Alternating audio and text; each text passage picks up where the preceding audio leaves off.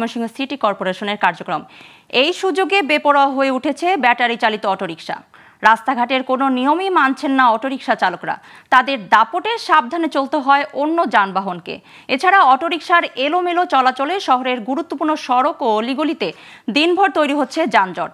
এতে চরম ভোগান্তিতে পড়েছে নগরবাসী। পুলিশ বলছে, জনবল সংকট থাকলেও যানজট নিরসনে নেওয়া হয়েছে বিভিন্ন উদ্যোগ। ময়মনসিংহ থেকে রিপন গোয়ালার অভির তথ্যচিত্রে ডেস্ক রিপোর্ট। ময়মনসিংহ শহরে ব্রিজের মোড়, কেওয়াটখালী বাইপাস, গাঙ্গিনার পাড়, চরপাড়া সহ বেশ কয়েকটি স্থানে সকাল থেকে রাত পর্যন্ত তীব্র যানজটে থমকে থাকে যানবাহন।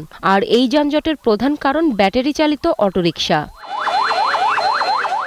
সড়কে যানবাহন চলাচলের নিয়মনীতি আছে, কিন্তু সিটি কর্পোরেশনের উদাসীনতায় অটোরিকশার দাপটে জিম্মি নগরবাসী। নেই লাইসেন্স, নেই কোনো কাগজপত্র, আর বিভিন্ন স্থানে জটলা হয়ে দাঁড়িয়ে থাকায় সৃষ্টি হচ্ছে যানজট। চরম ভোগান্তিতে পড়ছেন কর্মজীবী সহ স্কুল কলেজের শিক্ষার্থীরা।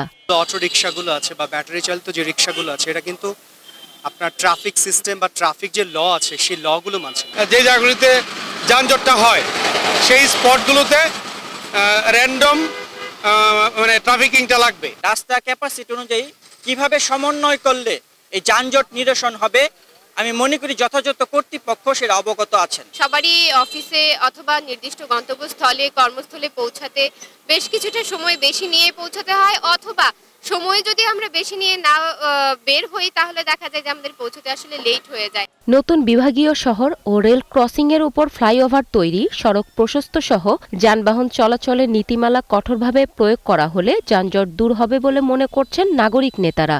রেল স্টেশনটিকে দোতলা তিনতলা করা হবে, তাইলে পরে শহরের যানজটের অন্যতম একটি কারণ রেল সংকট, এটি দূর হয়ে যাবে। অনেক পরিকল্পনাই তো হয়েছে, বিভাগীয় কমিশনার করেছেন, ডিসি, এসপি, সিটি মেয়র মিলে করেছেন, কিন্তু কোনোটাই বাস্তবে রূপ দিচ্ছে না। এদিকে ট্রাফিক পুলিশ বলছে, জনবল সংকটে যানজট নিরসনে কিছুটা সমস্যা হচ্ছে, তারপরও শহরকে যানজট মুক্ত করতে নেওয়া হয়েছে বিভিন্ন উদ্যোগ। আনরেজিস্টার্ড সিএনজিগুলো আমরা সব আমরা তাদেরকে অ্যাওয়ারনেস করে যে কেউ আনবেন না, আমরা কিন্তু আইনগত ব্যবস্থা নেব। আমরা এই 3 দিন আমরা খালি তাদেরকে প্রচার চালায় তাদেরকে করব, ট্রাফিক সচেতনতামূলক, দুর্ঘটনামূলক এগুলো কাজগুলো আমরা করব। শিগগির যানজট নিরসনে প্রয়োজনীয় পদক্ষেপ নেবে সংশ্লিষ্ট কর্তৃপক্ষ, এমনটাই প্রত্যাশা ময়মনসিংহবাসীর।